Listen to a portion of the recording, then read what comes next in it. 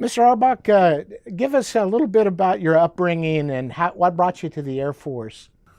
Well, I was, as I used to say, drug up in New York. I was actually born in Passaic, New Jersey, but we moved to New York or Brooklyn actually when I was about 5, and then we lived in all the different boroughs at different times. And I grew up in New York, and I ended up going to Stuyvesant High School. I always wanted to be in technical engineering work, so I went to what was at that time had the best reputation for preparing you in high school for engineering, and that was Stuyvesant High School in New York. Even though we lived in Brighton Beach, Brooklyn, I rode the subways, and things were a little rough. That was the middle of the Depression, and my father had lost his business, and he was the only thing he could get at that time was a WPA, and he was making $20 a week, and he had me and my brother. So while I was going to high school, I actually worked as a messenger in downtown Manhattan. And our messenger service, we serviced all the little boutiques and shops on Madison Avenue and Park Avenue and Fifth Avenue, and some of the department stores too.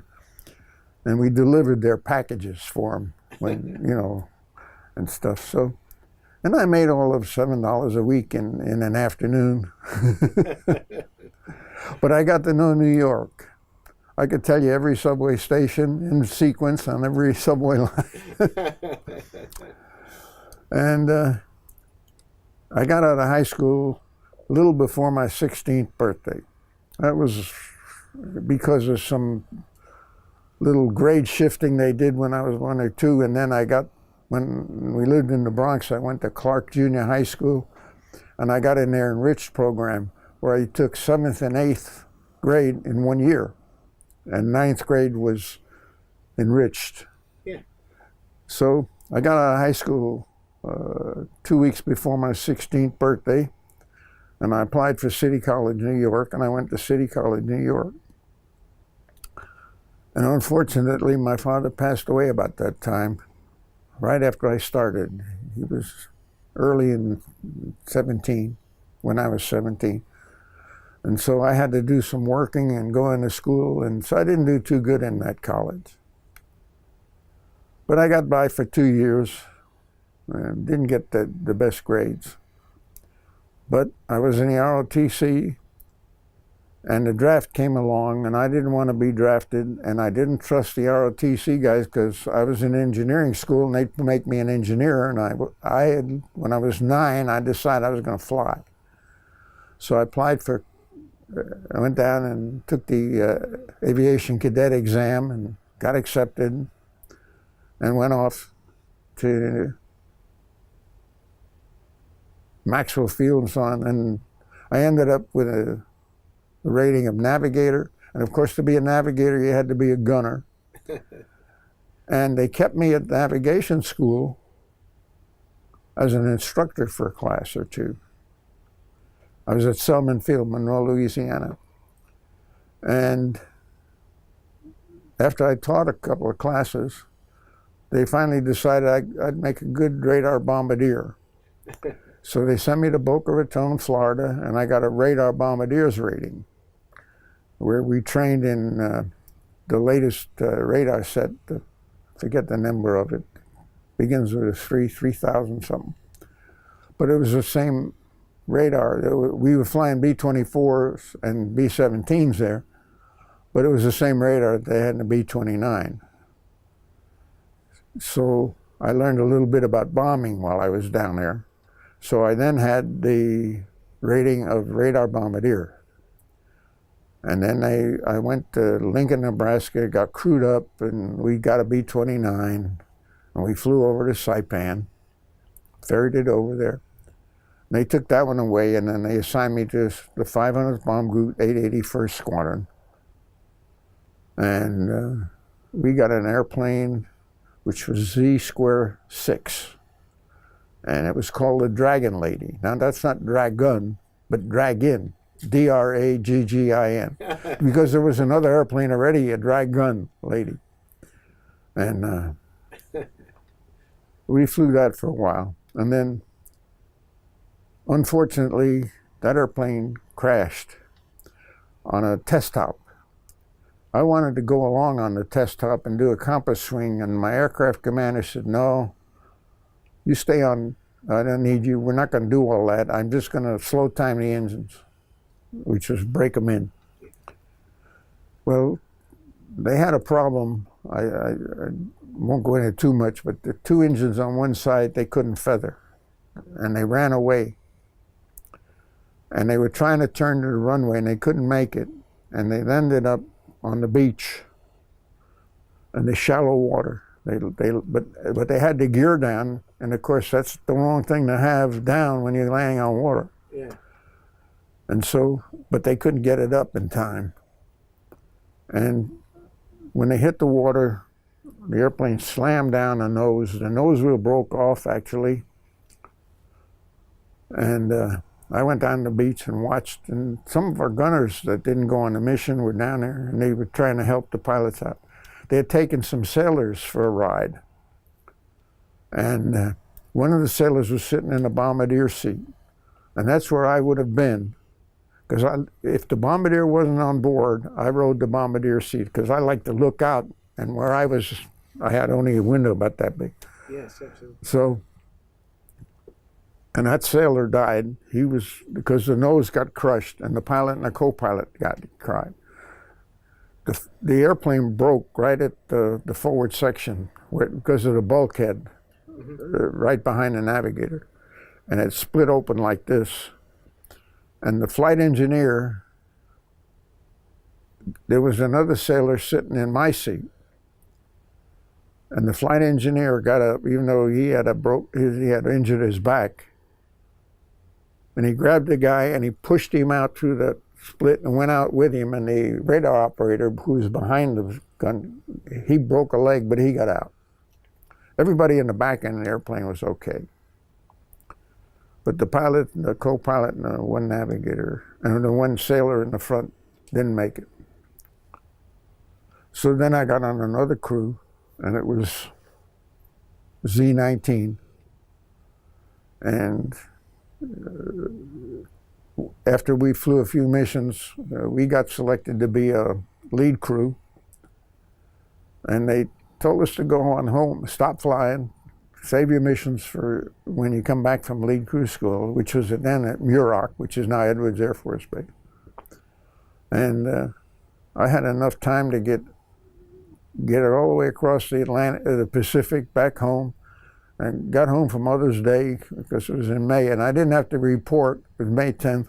I got home just in time for Mother's Day, and I didn't have to report till the end of June, actually. So I had some leave, and I got out there, and no, the beginning of June, because we spent June doing this lead crew training, and we worked out a system between me and the bombardier on if he couldn't see the targets, how to use the radar better. And then we got back on the C-54s and flew back over to Saipan and started flying mission. The picture you had there was a practice mission we flew on Marshall Island, small island. It was one of our, they just said, we'll do a practice run. And we were in the number 2 slot. So I didn't even have to do anything. We just followed the number 1 airplane. The picture was taken from the number 1 airplane. We bombed Marshall Island, we didn't have anything, but they did have a few guns on it shot at. And we were only at 12,000 feet. Now, you were on some of the most famous B-29 missions of all time. Yeah. The low-level attacks on Tokyo, the firebombing raids, and you were also in the late July raids where we had no losses for bombing the marshalling yards north of Tokyo, which is considered one of the greatest bombing missions of all time. Tell us a little bit about the low-level mission that you were on. Well, we weren't doing very good at high altitude because of the jet stream. Number one, we weren't getting any weather information from Russia about the jet stream, and everything that happens, weather in Russia, would affect the weather in Japan, but they wouldn't give us. So we used to fly weather reconnaissance. Have I told you about my first mission? My first mission, when we got to Saipan, was a solo mission over Japan on Christmas morning to get weather reconnaissance. And we had a bomb load, and to just bomb anything we happened to see. So on 1944 Christmas morning, I was over the land of the rising sun as the sun was rising and trying to bomb. And the bombardier saw something and he was going to bomb it, and the bombs didn't go away. So he hit the salvo button and the bombs didn't go away. We did everything we could and the bombs didn't go away. Now we couldn't bring them back. You're not supposed to bring them back. So on the way back, we descended and got down to about 2,000 feet over the water in the middle of the Pacific. And we had to crawl around in the bomb bay without a parachute because there's not enough room on the catwalk. And with a screwdriver, toggle each bomb out individually, turn a little screw and the bomb would go away. And we had to drop them safe because there were submarines in the area and you didn't want to bomb a submarine accidentally. Absolutely. And that's the only way we could get rid of the bombs. How long did that take? And was that your most harrowing mission? No, it wasn't harrowing. It was just the mission.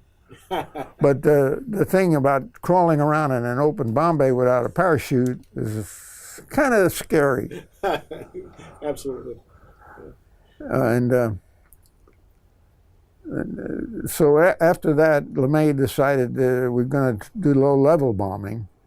That was in May 9 and 10, I think. And he was told that somebody in his staff, this was a story that went around. He was told by his staff, you lose every airplane in the Marianas. And you know what LeMay's answer was? We'll send for more. And actually the night raids were very successful. And I was in the back end of the stream on the first one on Tokyo.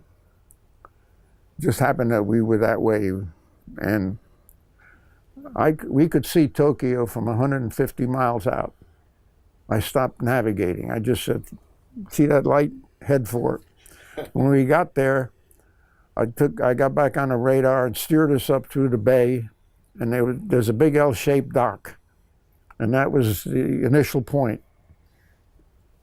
And the thing was get the bombardier over the initial point and let him pick out where to go from there.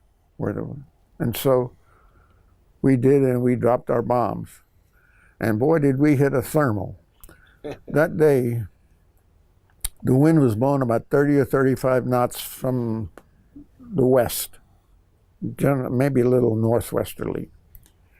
And since we were at the end of the stream, there was a tremendous heat wave, and the air was rising. In fact, we went in at 5,500 feet and couldn't maintain altitude after we dropped our bombs, and we came out around 12,000 feet with our nose down and doing red line airspeed. And the throttles retarded, trying to keep altitude. And we finally made our turn and got off and headed back home. I know there was some mid-airs because we didn't have lights on the airplane because there were some guns, but the guns were all high altitude and they weren't ready for low altitude firing, so they really didn't do any damage. I know there was a couple of mid-airs because of that. I think we only lost maybe 10 airplanes at the most out of over about 330. Did you see any Japanese fighter interceptors? No, not at night. Not at all. There may have been some, I don't know, but I didn't see. Of course, I don't see much. Absolutely. And so we dropped our bombs, and like I said, the thermal was pretty good. And then we headed back home. You had a sense, I'm sure, that this was almost the end game for Japan. Yeah. After the firebomb raids, you must have believed that there was very little. Well, then we did Nagoya, Kobe, and Osaka. I missed one. I think I missed Kobe. There were 5 raids, and then back to Tokyo. I had 4 of the 5. Wow. Our mission. We were on the ground for the one on Osaka, I think, was the one we missed. It might have been Kobe. Don't remember right now. Now you get back to Saipan for the July missions as a lead navigator bombardier. What was it like? Was it a night and day difference? You're able to bomb again from whatever altitude because the fighter opposition was being withheld, I think, for kamikazes at that point. Yeah. I don't remember too much out of that. It wasn't by the time we got back. We did some more fire raids, I think, and see, I got back in July, and we were lead crew. And we flew a few missions, and I don't remember too much about that period anymore. Then it was kind of quiet, and after all, it was July and August. In August, I remember. We flew a couple of missions. I don't remember much about them, but the B-24 outfits in the Philippines had developed a bombing system using what they call Shoran, where they had these ground stations, and today it's DME, or distance measuring equipment, and you could fly the equipment in the airplane. You'd fly one circle as a course, and the other circle for speed. And you had a computer that kind of computed where to drop the bomb, and because you put the coordinates of the bomb in the computer. And we went to the airport, the south end of the Philippines. I can't think of the name right now. But Clark Field. And the B-24 guys, they sent a team from Dayton, Ohio, with all the equipment, and they met us in Clark Field, and they put the equipment in, and then we went out, and my bombardier did some bomb runs, and I did 1 or 2. I got a couple from 12,000 feet, 200 footers. And we got all set, and we were sitting there getting ready to load up and work some more, I think, when August 14th rolled around, and they quit. So we were just told, forget the whole thing, just come on back to Saipan. And then we loaded up and came home eventually. Did you get to fly over Tokyo Bay during the surrender ceremony? No. Okay. We didn't make any more trips to Tokyo. Extremely long missions. You're over the water for hours and hours and hours. Yeah, it's a 15-hour round trip, so about 7.5 hours up and 7 hours back, a little faster coming back. Were you able to bunk out or rest at all? I did sometimes. If I got real tired, I gave it didn't matter too much over water. One time, I told the bombardier, the flight engineer, I laid down on the nose wheel door, which was a flat area. I said, I'm going to just give me 5-10 minutes. I had learned that on the subways when I used to travel. I could sleep for 5 or 10 minutes and be really refreshed. So I said, just give me 5 or 10 minutes. And we were on one of the first night missions. We weren't used to flying at night.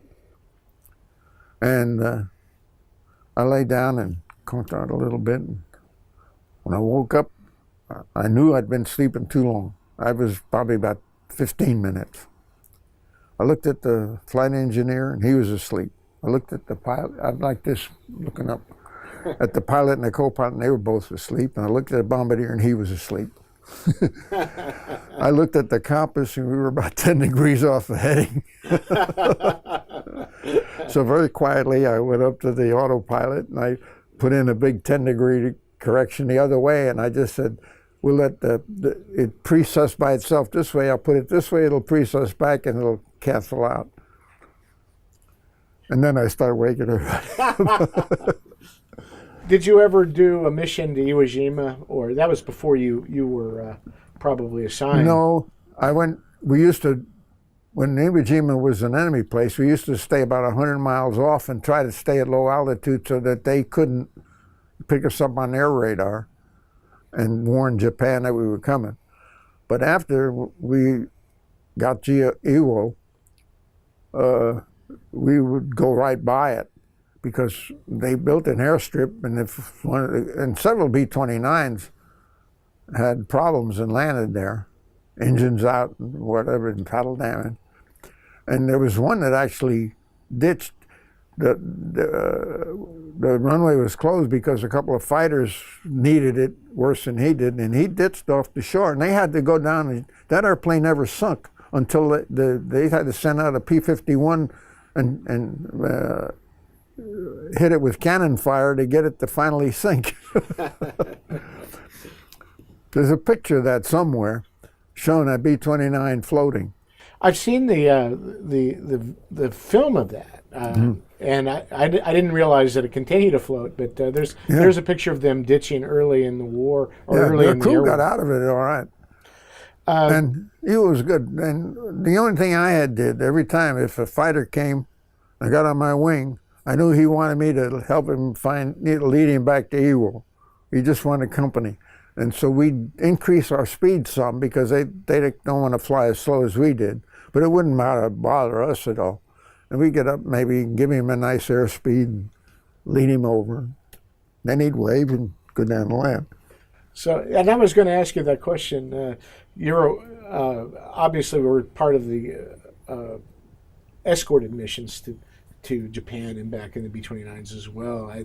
I guess in retrospect, you're probably glad you weren't in a fighter flying as long as they were. Yeah, one engine. Yeah, that was long. Well, for me, it wasn't too bad. It was about an 8-hour mission for them, but they had the extra fuel tanks and everything, and I was glad to have them. After the armistice was declared, we went in and flew missions over the PW camps. The Japs told us where the PW camps were, and they allowed the prisoners to paint a big POW sign on the roof. And we took 50-gallon drums, cut the top out, cleaned them up, of course, and stuffed in clothes, first aid kits, cans of fruit and stuff, food, and everything. Put the lid back on, 2x4s over the top and bottom, lashed it up with rope and hung it on a bomb bay, on a rack. And then we would go over the prisoner of war camp at about 200 feet and about 200 miles an hour, which was about as slow as you wanted to fly. And we'd release it into the camp. And there was a story about one of the barrels came open, and one of the hated Japs got hit in the head with a big gold can of peaches about that big.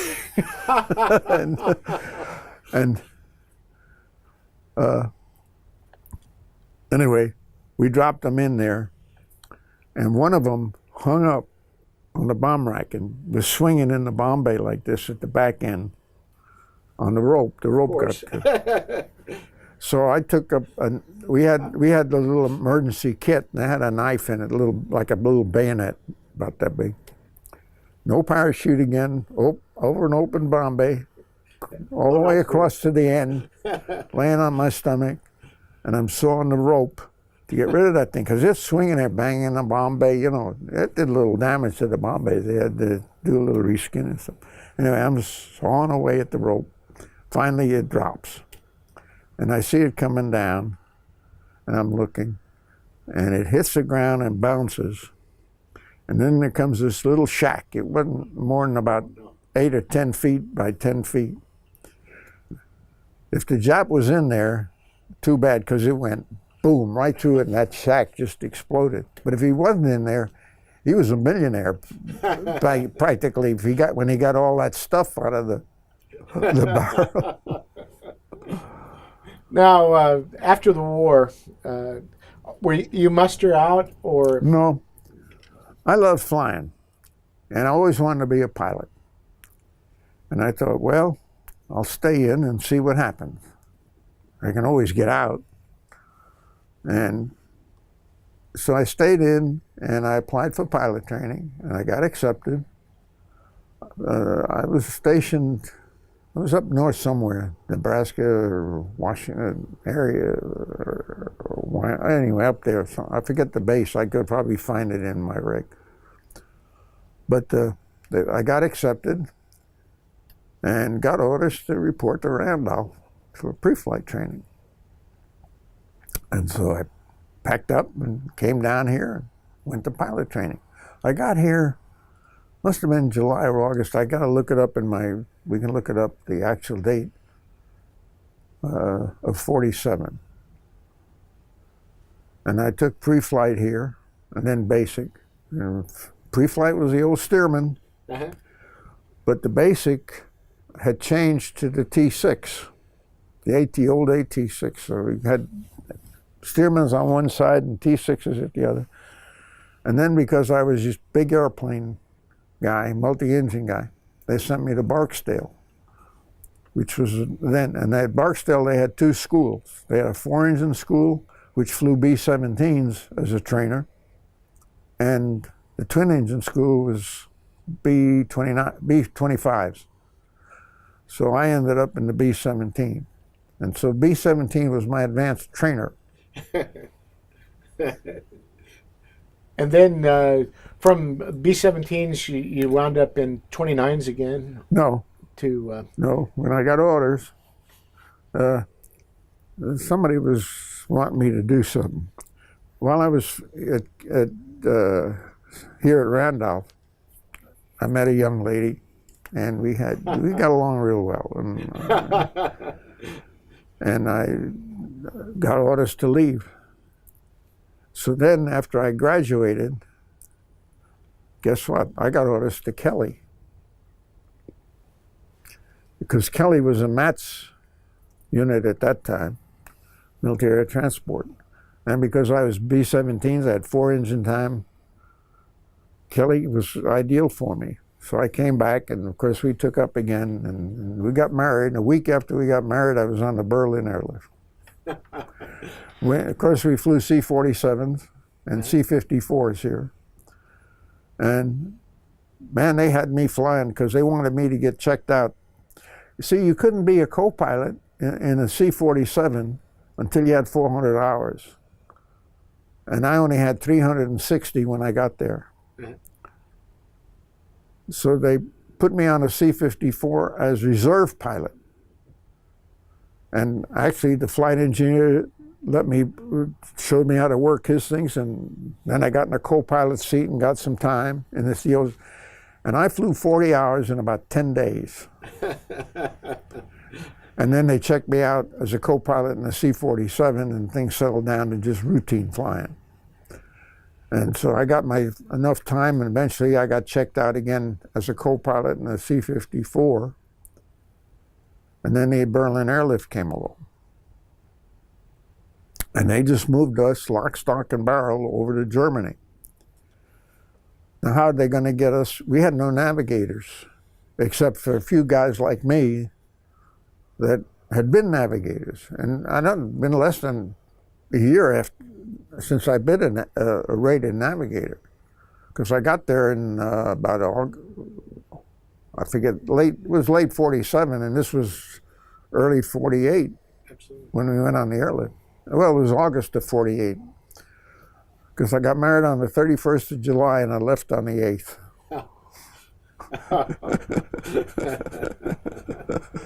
Well, the marriage only lasted 62 years.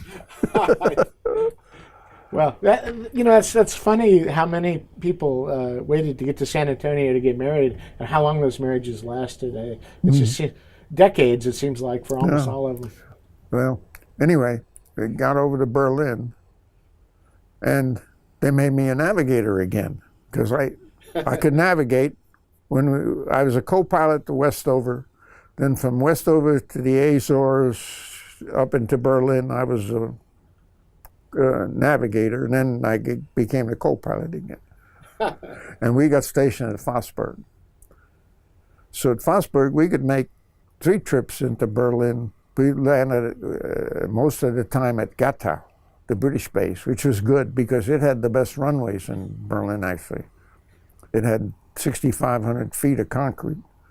And Fossburg was a great base. It was a German fighter base. And it had never been bombed.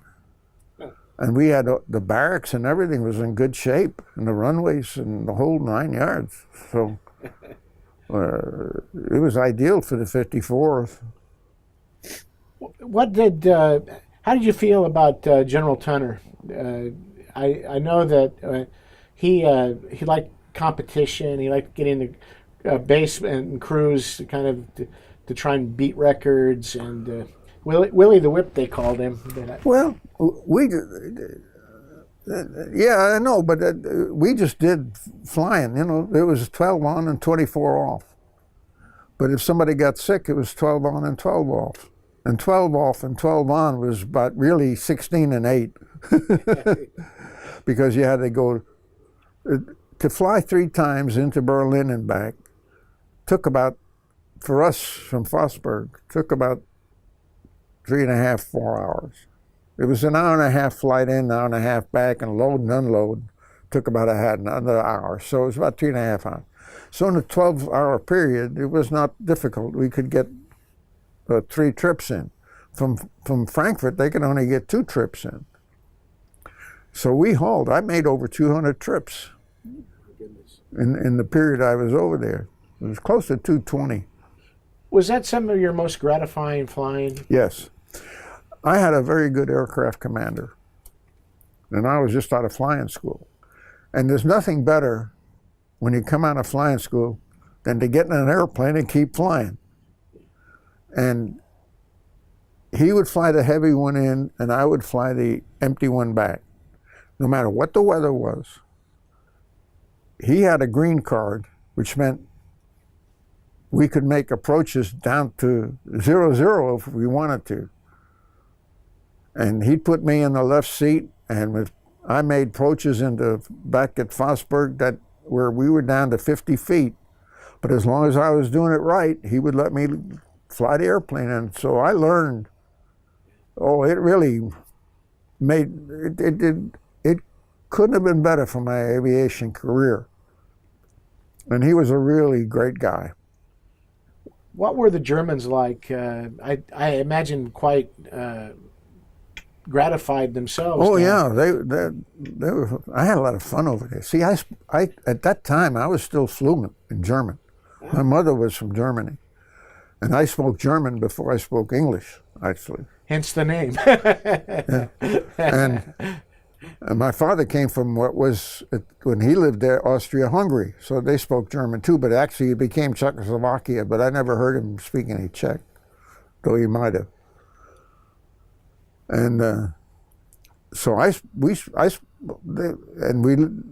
was born, my mother and father lived in a German neighborhood in New Jersey. So nobody spoke English. So I had to learn English in school. After Berlin, your career really takes off diversity-wise. I know that you're always technologically engineering-centric in your studies. How did you get to B-47s? Applied. I saw the B-47 and I said, that's for me. And I applied for it, and I got accepted. And they sent me down to Orlando. I think it was called McCoy. It was called McCoy for a while. I forget what it was called then, but it was McDill. Yeah. No, it wasn't a McDill. McDill was in Tampa. Anyway, I got down there. The first thing they did was you got to get jet acquainted. So I had got 40 hours in a T-Bird, T-33. And then I got another 40 hours in the B-47 down there. And then, so I got rated. I passed my check ride. And I got sent to Lockburn, Ohio. And when we first got there, we didn't even have B-47. And so we were back to flying T-6s to get our flying time in.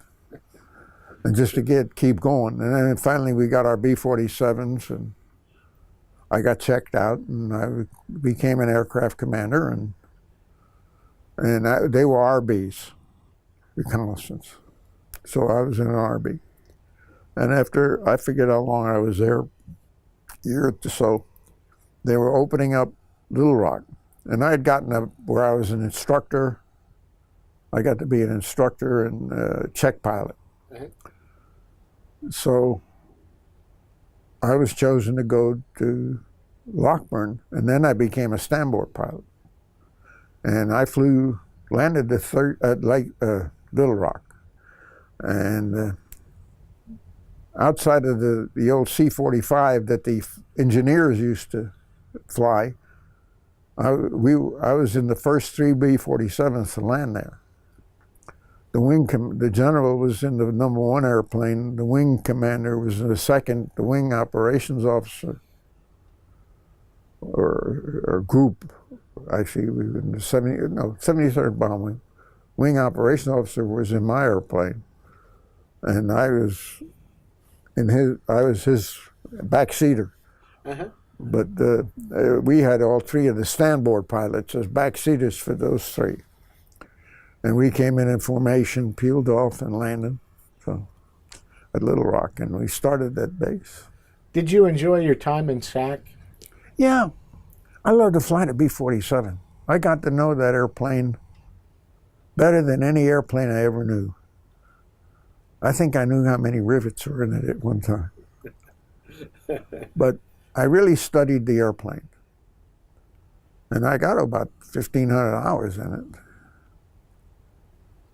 And I flew all RBs. But were you part of the Cuba crisis, no. or had you changed out by then? No, I wasn't there. What was that? The Cuba crisis. That was in '63. I think I retired just before that. Retired just before that. Now I know that you were involved with some of the early generation computing. Take us through the 1950s. You've gone from the Tokyo raids to the Berlin Airlift to the early SAC missions, Cold War. Okay, well, I was RB, and we trained, and I flew the mission, and we did a couple of reflexes, as they were called. One was to City Slimane in Africa, and one was to Lakenheath in England.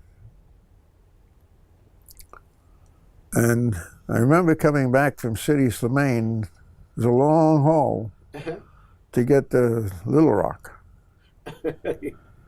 And we had the rudder elevator fail after. You had a power unit in the tail, separate from the wings. But the thing that happens when you have that fail is you can still have the autopilot for the ailerons, but you have to fly the tail by hand. And a funny way, I don't know why, but in the engineering, the stick had a slop area in which nothing happened.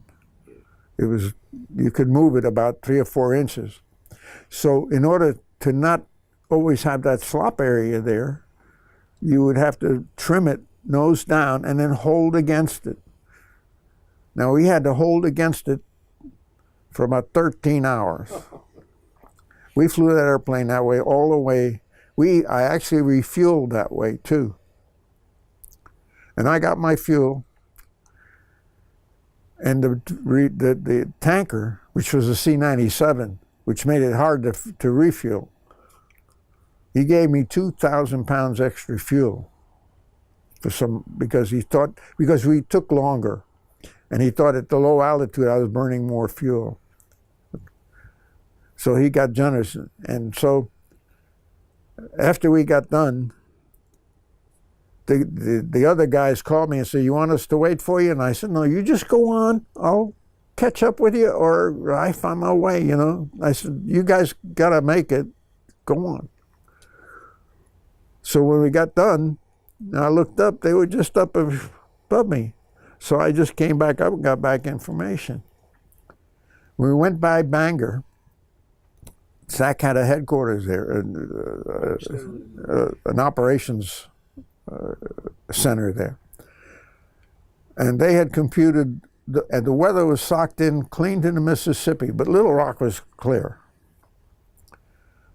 And they had computed that you had to have, when you passed Bangor, you had to have 41,000 pounds of fuel. Of the 4 airplanes in the flight, I was the only one that had 4,100 because of the extra 2,000 pounds I got. So I waved goodbye while they landed at Bangor. And then, we flew the airplane, half flew all the way back, came in, made a straight-in approach to Little Rock landing. Well, of course, when you land, well, the wives are waiting for the crew. The squadron commander came out, the wife's sitting there, and he said, "Your husband landed at Bangor. Your husband landed at Bangor." About that time, the ambulances went by and the fire trucks, because when any control, you had to have them. And he says, "Here comes Jerry again," to my wife. So we came back, and we had an uneventful landing. But boy, were we tired, because we hand flown that airplane all the way. But we had minimum fuel when we got there. They had computed it perfectly. You know, because you weren't flying side by side, you were in tandem. That made it harder, right? You couldn't just hand off in the cockpit. So you got it. Well, we were 99% of the time we were on autopilot. Yeah, yeah. And if I wanted to give the co-pilot some time, I just said, "You got it." I watched him. Wasn't like you could... I had one sometimes I was trying to check my co-pilot out, and we'd fly local area missions or training missions. I put him in the front seat and go in the back because I was an instructor. Did you ever get any time in the B-52 or some of the later bombers? No.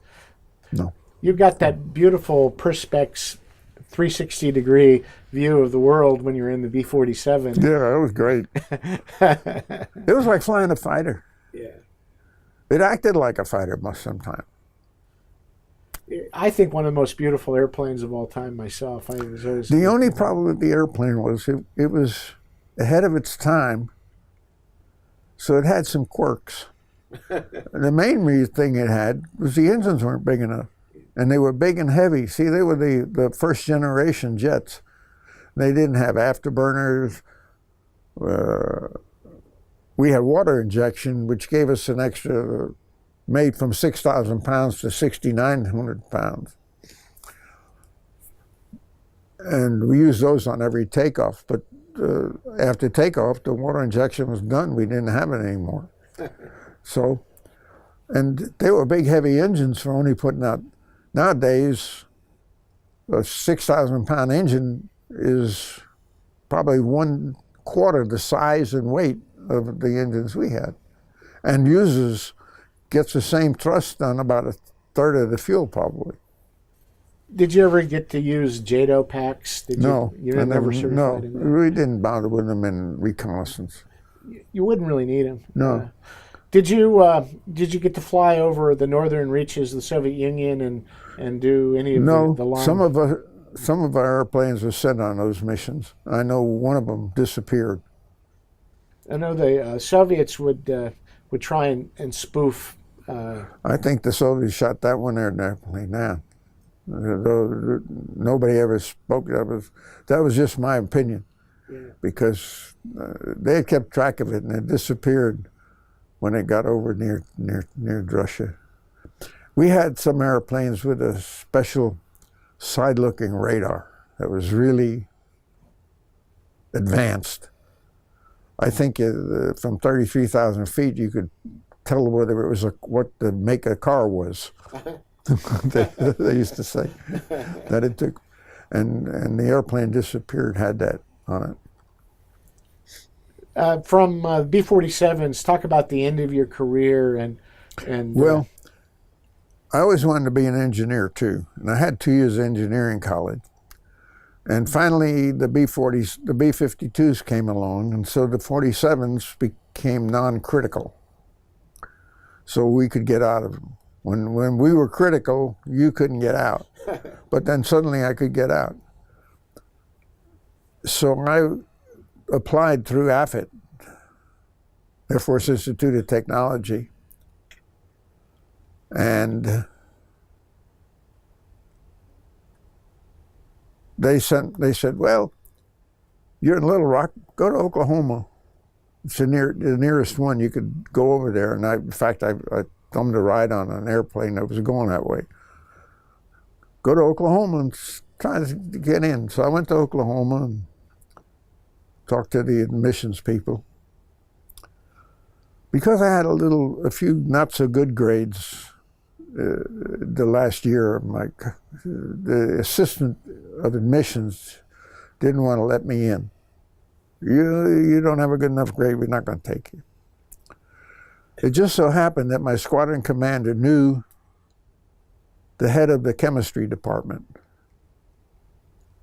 So he says, go see my buddy and talk to him, just say hello and get acquainted. So I gave up there. I said, I'll try another school.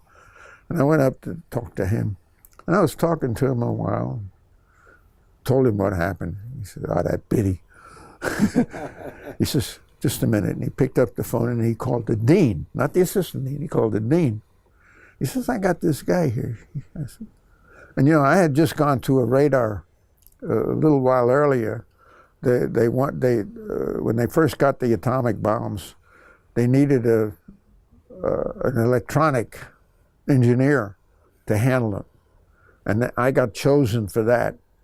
And I went through a radar maintenance course at Biloxi.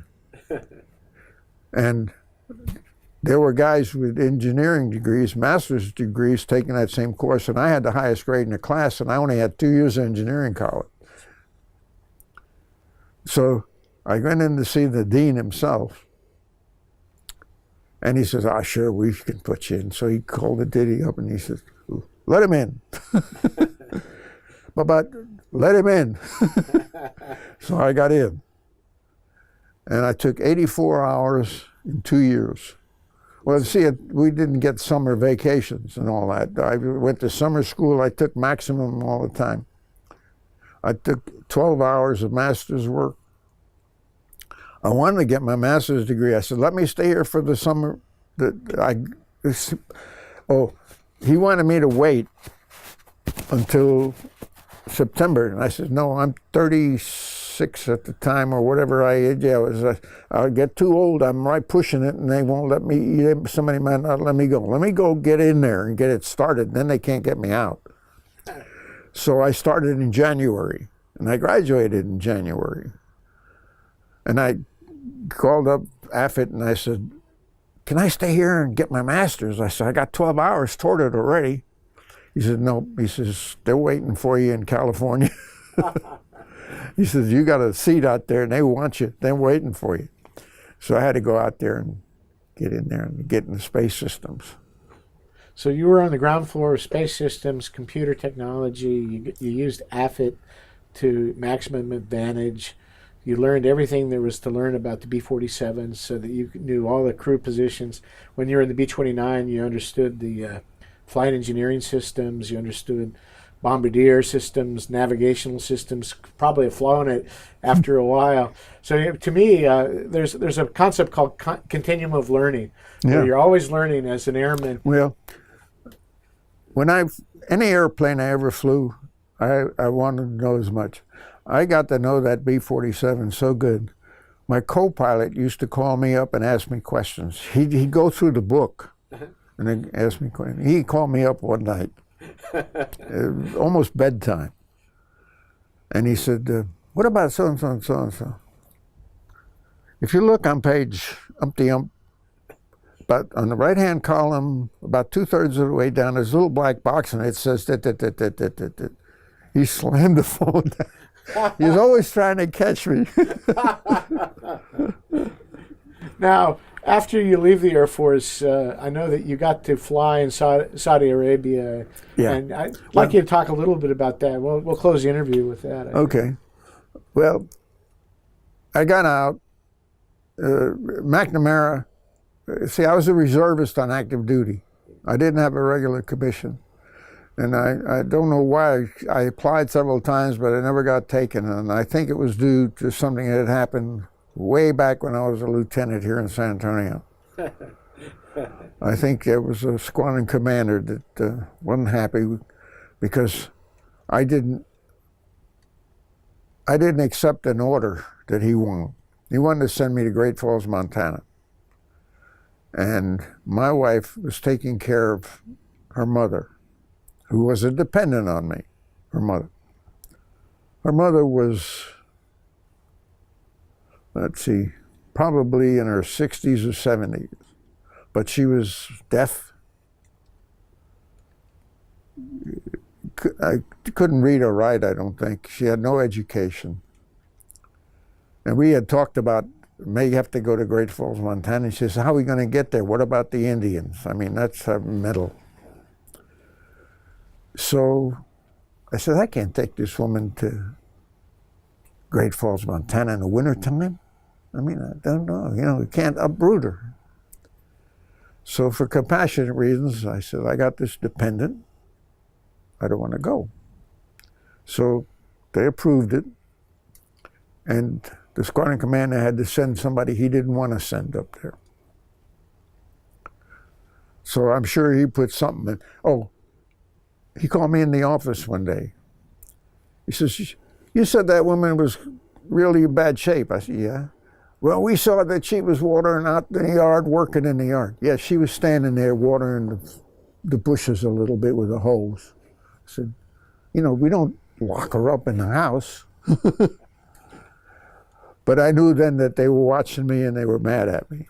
Yeah. So she passed away about 2 months later. Man, I was going through C-97 school at the time. They had orders out the next day for me to go to Great Falls. And the commander of the C-97 squadron said, you're going to finish and get your C-97 rating before you go. And I flew my check ride on a stormy night, New Year's Eve. We tried to cram everything in because I wasn't scheduled to graduate until sometime in January. And they had orders for me to leave on the 3rd. So he got me my C-97 type rating, and 2 days later I was on my way to Great Falls, Montana. And I can't complain too much. Great Falls was great for me. I got up there and got into the school and started instructing. And this was 1951. And there were all these recallees coming in for Korean. And I was running the class for them. At that time, the Air Force had every 6 months you take a you take an exam for your instrument rating. The Air Force instrument rating test was like a true, false, or yes or no, just 2 answers. It was a sham. If you couldn't pass it, you didn't deserve to fly in good weather. And so I was responsible for all these recallees coming in and graduating and getting their ticket. I flew with some of them. I was also an instructor pilot, but I taught the ground school. So I developed my own test. And the Air Force eventually used my test. It got to them, and they started using it. They upgraded. And I was up there a year, and I did flying instruction on some of this, because I had to do flying too, and the ground school. And I'd made captain just before I went up there. Then I applied for the B-47, and they sent me. Boy Tyson Well, first they sent me to Ellington, because SAC wanted the aircraft commander to have a Navigator rating. So I said, well, I'll go to Ellington, I'll take the test, and I'll go to Mather for the other part and take the test. I get to Ellington, they said, no, you're going to have to sit here and take the course. Why? Well, we had so many navigators, pilots that had been navigators coming through, and we'd send them on to Ellington, and Ellington, it screwed up the pipeline. It got too many people at Ellington, they couldn't handle them. So they said, keep them down there. So we had a second lieutenant teaching the class. He just got out of fight. So a buddy of mine and he started trying to teach us something. I said, no, you got that a little wrong. It works this way, that way. And we started instructing him, and we ended up doing instructing in the class. And then we got to Mather, and I finally got out of there and got to the B-47s. We, to this day, we still have issues with that. We're trying to give kind of progressive advanced, they call it DSC, special identifier, basically. So if you come in with knowledge of navigation, you don't have to go and repeat the training. But it's always a pipeline challenge because... Yeah, it is. That's what happened to me. So I ended up, I had a good time. I was sitting there at Ellington and teaching a course, and which I like to do anyway. I'm an instructor at heart. Well, perfect for AETC.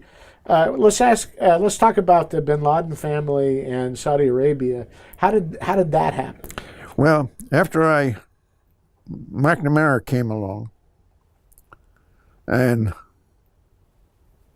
he said, do you not volunteer to retire? And I said, what happens if I don't volunteer? Well, we're going to look at you every 2 years.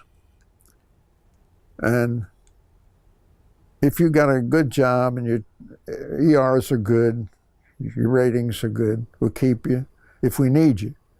If you're not in a job where we need you, or your ratings are bad, but if we don't need you, we're going to force you to retire. And you do this every 2 years. So I said, well, if I'm going to get forced out, I better start my new career now.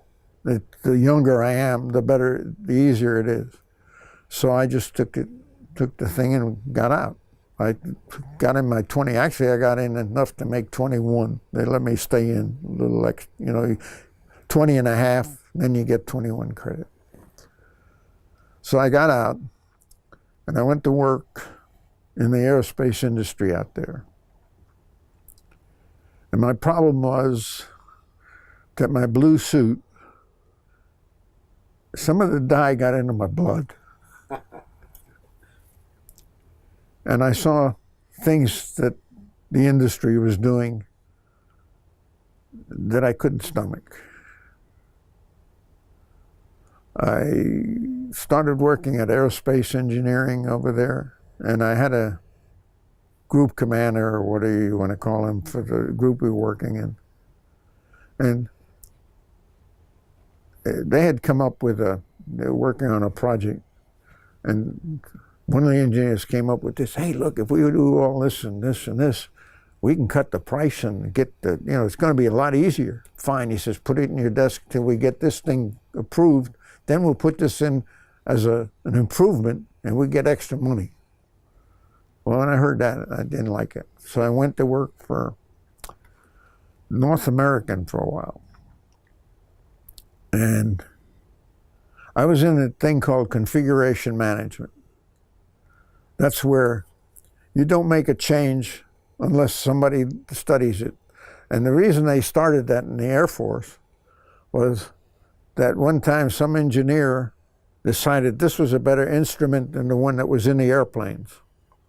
So he stopped the production of this instrument and started the production of that, and they sent all these instruments over to the airplanes. It was an instrument in a fighter. There was only one problem. They couldn't make it fit. They'd have to rebuild the whole instrument panel and wiring and all that. So now they didn't have the one they needed, and they had too many of the ones they couldn't use. And they started a thing called configuration management, where an engineer can't make a change unless it goes through the engineering board. And the engineering board is supposed to examine all these things. So I was working at North American, I think it was.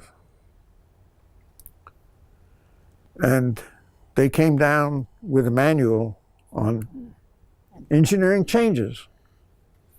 Manual was about that thick, and an inch thick, and had all these things. You got to do this and that and this and that and that and that. And then the last page said, if the engineer thinks that the time constraints are such that he has to do it right away, he has the authority to bypass everything. Guess how many things went through the board and how many needed to be done right away. So I said, if you're going to keep this, I'm not working here. So I didn't. I went over and I went to another one. I started working on the space program because NASA wanted to do configuration management. So I got over there and I got all set up to do configuration from NASA, and somebody up in Washington, D.C. said, oh, we don't need that in NASA. So they cut me out. My job description just disappeared. So I gave up with them, and my wife was looking at the paper, and they were looking for pilots. TWA was looking for pilots to fly in Saudi Arabia. You had to have DC-3 time. Well, I had a bunch of the C-47s. In fact, I had a civilian type rating. I had gotten myself a civilian type rating on my civilian ticket. So I applied and got accepted by TWA. My son was about 3 years old, and off I went to Saudi Arabia. And I flew for TWA. Now, TWA had gotten a contract with Saudi Airlines. Saudi Airlines had a bunch of old DC-3s that Roosevelt just told them to keep after the war. But they didn't have any pilots that knew what they were doing or how to run an operation. So they contracted with TWA to come over and teach and show them how to run an airline. TWA put in a whole system from CEO to mechanic.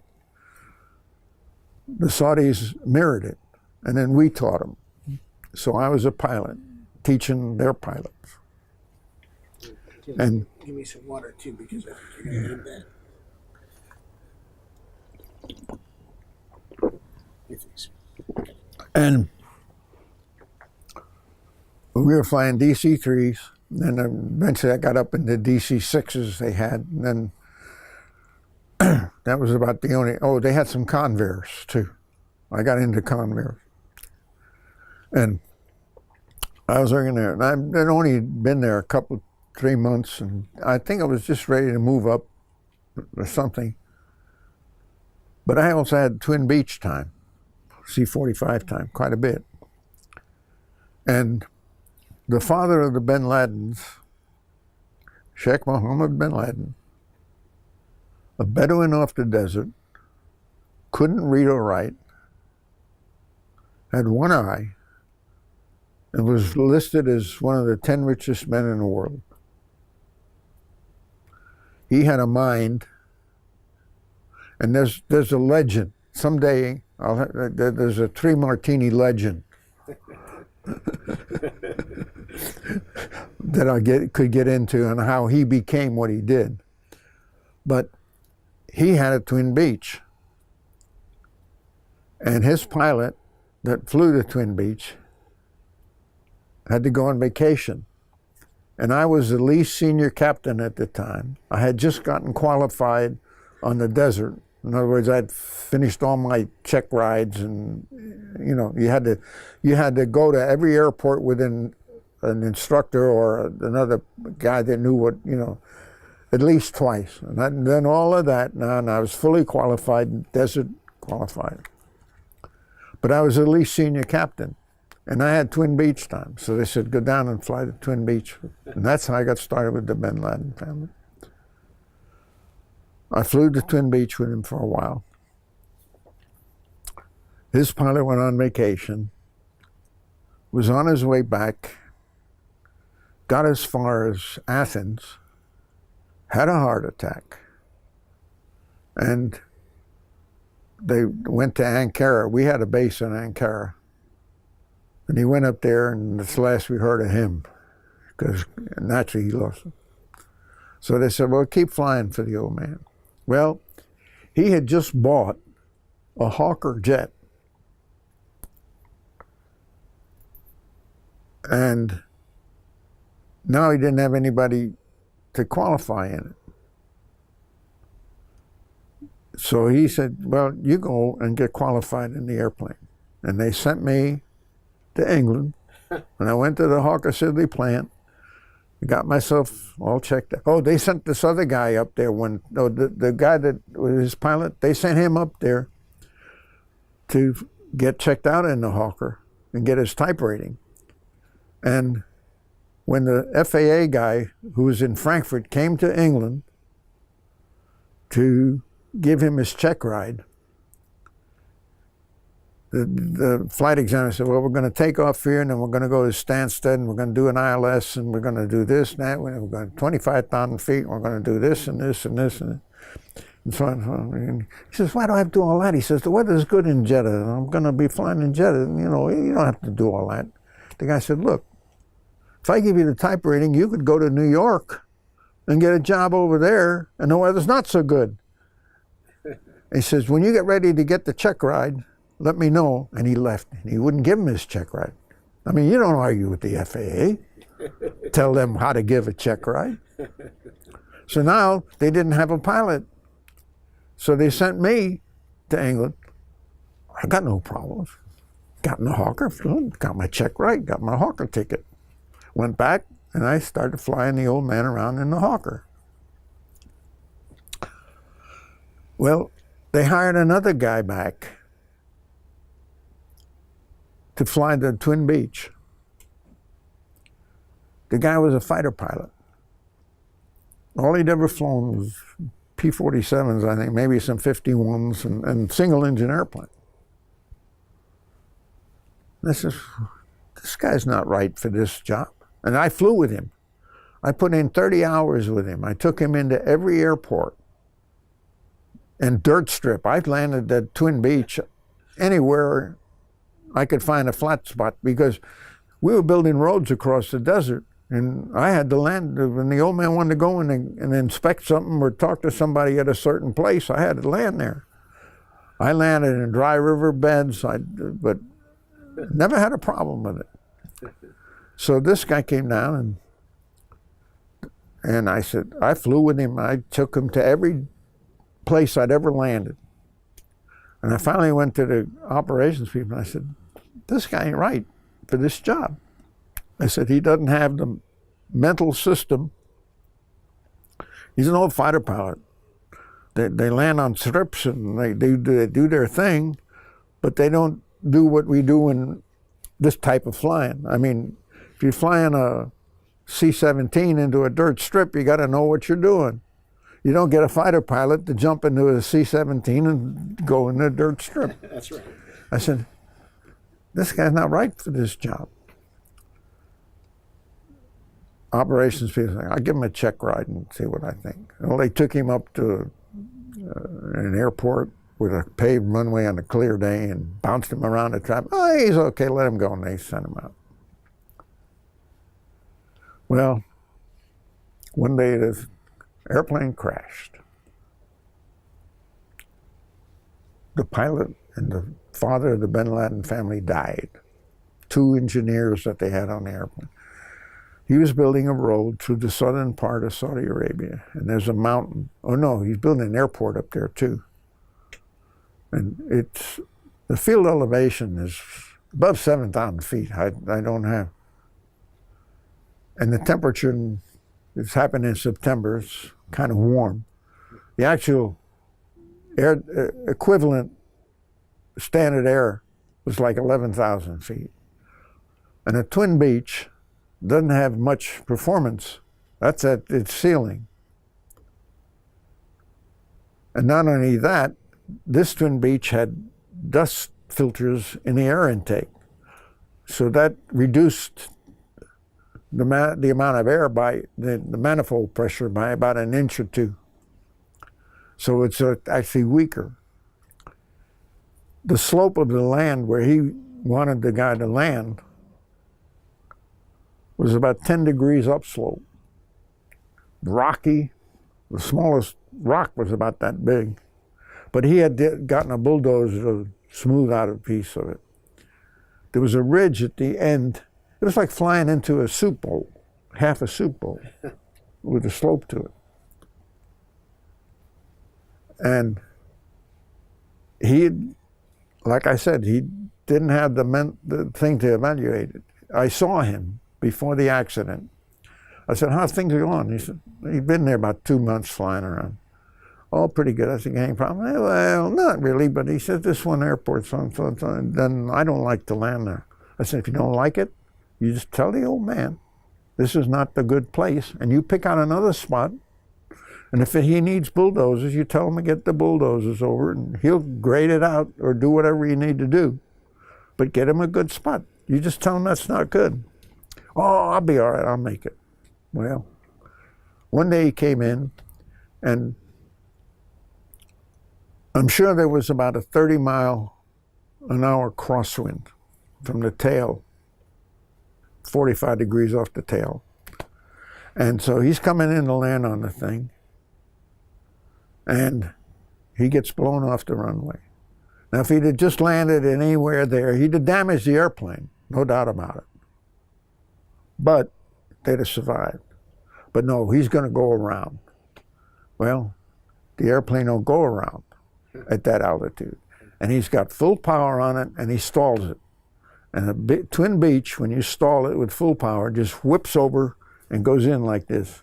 The left engine dug a hole in that hard surface 2 feet deep and came off the airplane. The airplane bounced around like this. Now fuel's spilling out of the tank, the wing comes off, and the airplane comes down, and the front end of the airplane burns up.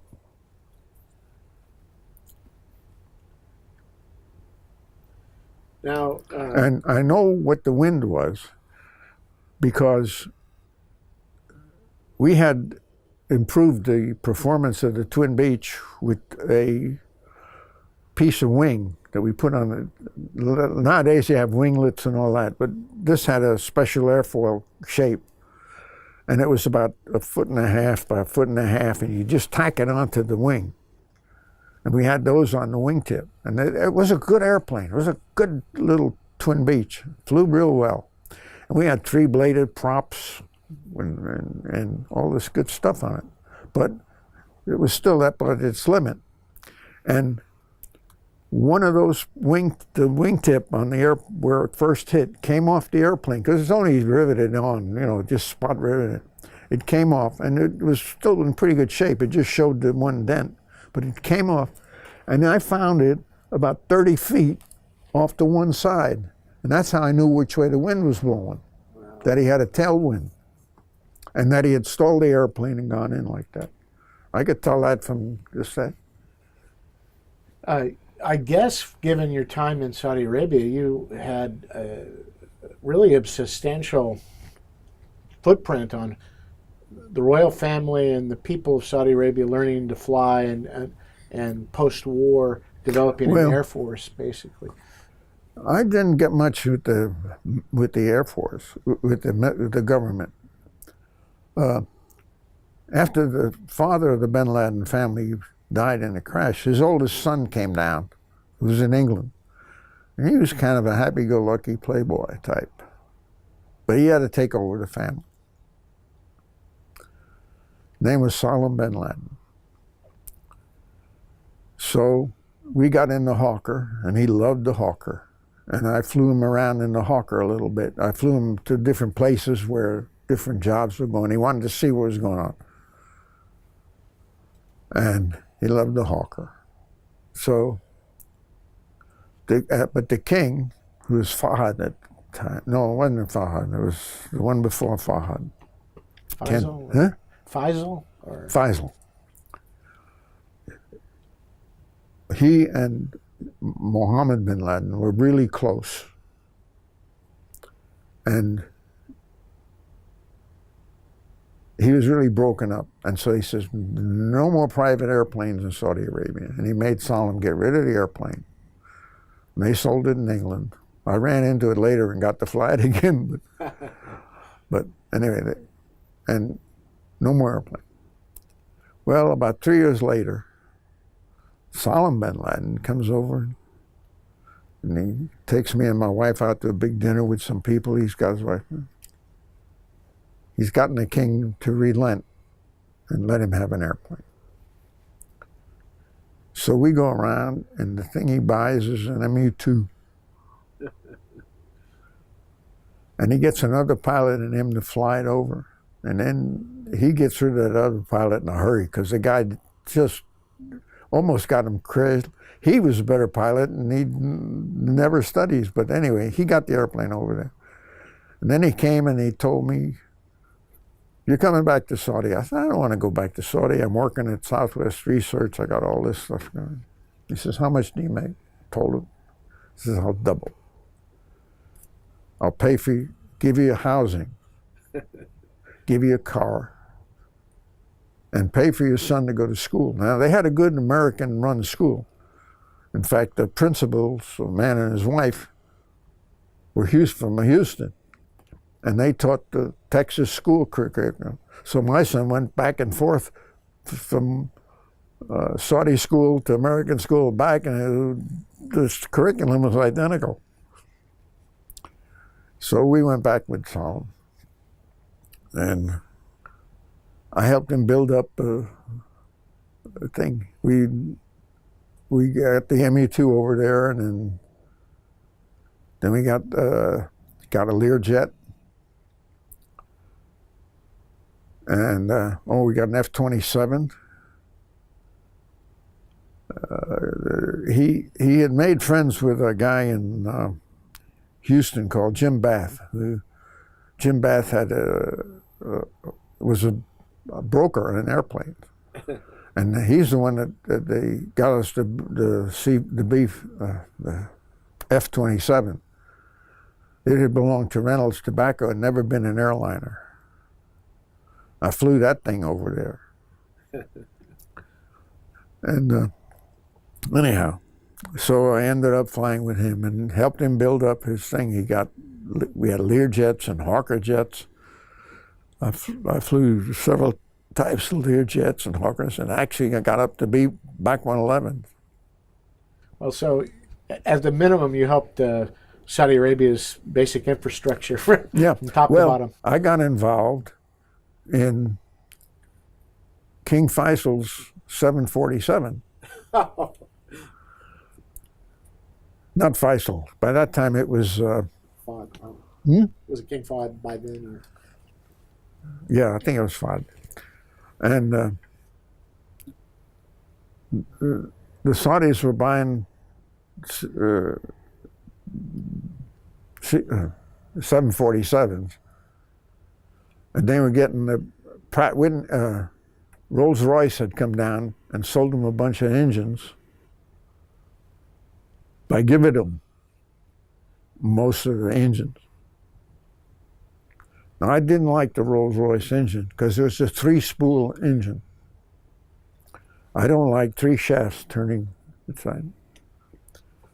The Pratt Whitney engine only had 2 shafts, which is okay. Also, it weighed about 2,500 pounds less. And also the fuel specifics, it used less fuel for the same thrust. So I told the king, I don't care what they do with the airline, but I don't want you to have that engine. There was a deal on the engine that Rolls-Royce built. Now, Rolls-Royce built some good engines, but they didn't do a good job there. If while you're flying, especially on takeoff when you're using high power, they had vibration sensors. If you sense a vibration on to go off, shut the engine down and don't shut it up, don't turn it up again. Well, one Saudi captain took off, got the warning, shut the engine, pulled the throttle back on the engine, the warning went away. Of course, the engine's idling now. Oh, that's all right. Pushed the throttle up and the engine came apart and the airplane crashed. And then I told King Fahd, see, I told you not to use that engine. And the engine I gave him weighed, when you got all 4 of them on there, about 10,000 pounds less. So that's 10,000 pounds of fuel or 10,000 pounds of cargo or people or whatever. And then D. Howard came over. I was a good friend of D. Howard's. And he really lowballed his price because he wanted to get this one contract. He knew then he could get other contracts. And he told the king what he would do and take that 47 and make it into a real good airplane, what they wanted. Okay, he got the contract. So then I went to Seattle, and they brought the airplane down, and they got some pilots from Saudi Airlines that could fly the thing. We all got checked out in it. Now it's a completely empty green airplane. It's painted in this green temporary coating, and it's empty. And if you've ever been in a 747, when it's completely empty, then you realize what a big airplane it is. Absolutely. Anyway, so I rode in the airplane. No, I didn't ride in it. They flew it back to D. Howard Company here in San Antonio. And they also bought a DC-8. And I got to fly the DC-8 back. And then it went to Saudi. It was for some other reason. But the guy that was flying it let me fly the airplane back. So I got a little DC-8 time out of it. And we flew that back. And then they made me the king's rep with the D. Howard Company. The D. Howard Company didn't get paid. He got paid in stages unless I signed off that stage was complete. And that airplane had a sitting room in it with one big chair, and Fahd was a big guy. We had a air stair door. It was in the cargo compartment. They would come out and come down like this, and it actually had a little escalator so that he wouldn't have to walk up steps, because he weighed about 200. He was a big guy. He was 6'4", weighed 270 pounds or something like that, and wasn't very well. Wasn't very strong. We had to raise the ceiling in a little section of the cargo compartment so that he could get up. We put in an elevator that went from the cargo compartment up to the first floor and then up to the dome where he had a private bedroom and shower. We had to work on the shower so that we could get it high enough for him to stand in there and take it. I wish I'd have brought that book. I couldn't find it right away. I'll find it, and when I get the book, I'll bring it. I have the drawings. The Howard Company got a guy that designed stage sets and sets in Hollywood. Yeah. And he could draw upside down. That guy was fantastic. You want to draw something for you, you put a piece of paper down and draw it upside down so you see it right side up. Anyway, he drew all these pictures of how these different things would look. And I've got a book of that. I'll have to bring it to you. You'd enjoy seeing that. Oh, I would. The airplane had a big modulus, they call it, which is their sitting room, where the king could come in and all the people sit around. It actually had an operating room because Fahd had heart problems. And we put a special dome on so that they could get to a satellite radio. They didn't have it like we do now, and the thing also had a thing that always pointed to Mecca, so they'd know where Mecca was. So for his prayer. Yeah, because we didn't have GPS, but we had some other system they put in so that when they knew where the airplane was, they could point to Mecca, so they knew where it was. And they could land the airplane. It had an operating room, complete operating room, and they could do open heart surgery. And he carried a surgeon with him, and they could land somewhere, and using the radio communications, they could contact Cleveland. Had a big heart hospital, and that was his favorite hospital, and they knew all about him. And then he could work with the surgeons in Cleveland and perform an operation if they had to. Anywhere in the world. If he had a issue on the air while he was on the air. Let's to close the interview. I always like to ask about the core values of the Air Force and service before self, integrity, excellence in all we do. What about the Air Force do you think was the most important thing for you in your career? You don't have to use the core values per se, but what advice would you give to an airman? Well, I always believed in the core values. I took that oath.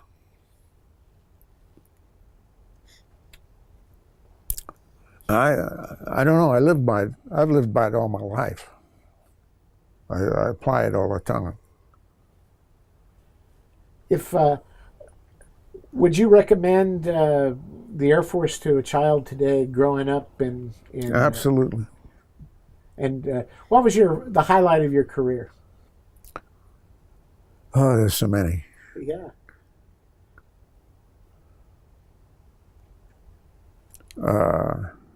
First, getting into B-47 was a great deal. I love that. And then Space Systems was a lot of fun too. I did a lot of good work out there. And I stayed there after I retired too. I worked on the tow system, and I worked on the tow missile. Yes. Yeah, I worked with a structural engineer there. He and I worked together. We developed a way to swage the nose section and tail section onto the engine. And they used to do it by hand, and we did it with a huge magnet. It had 50,000 volt instant drop like that, and that voltage would swage the thing, and it cut the deal down of some guy trying to swage it mechanically. Wonderful.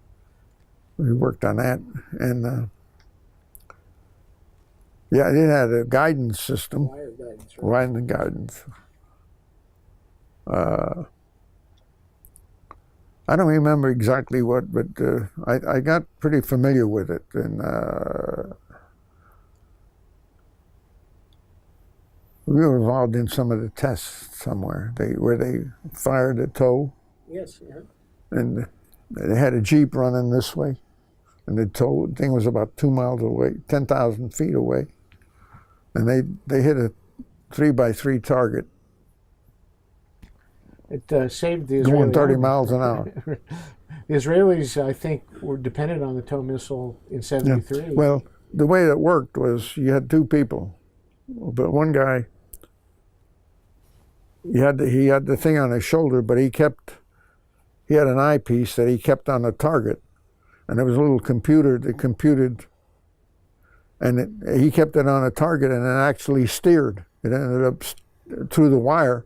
It steered the 10,000 feet of piano wire on a spool about that big around. Well, I guess to sum up your career, you've been kind of a pathfinder your whole career.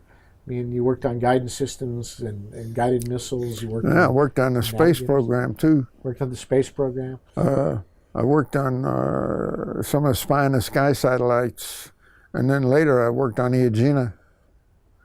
And actually, I got into skunk works with Howard Johnson at Lockheed. And on the Aegina, there were about 11 programs that used the Aegina. And each program, all they used was the fuel tank and the engine. And they built their own structure front and back and put their own boxes in. We did a study and we found out 80% of what they were doing was common. So we built a workable, flyable unit. They were spending like $3 million a piece. We built an Aegina D in 6 months and built 13 of them. The first model and then the 13 for testing and stuff. And the Aegina D then, we would give it only cost about $800,000 when we got done. And we would give it to a program. They would take off what they didn't need, put on what they wouldn't need, maybe spend another $200,000, and get their missile from 300 to 1 million, from 3 million to 1 million. And then these parts would actually go back into the line and come back around again. And there were 11 different programs using the Aegina D. Well, you've had a massive footprint in aviation history, and I want to thank you. We'll conclude the interview right now, but what a pioneer. It's been just such an honor to have you. Thank you. Appreciate it. I just feel, well, I feel like I served well.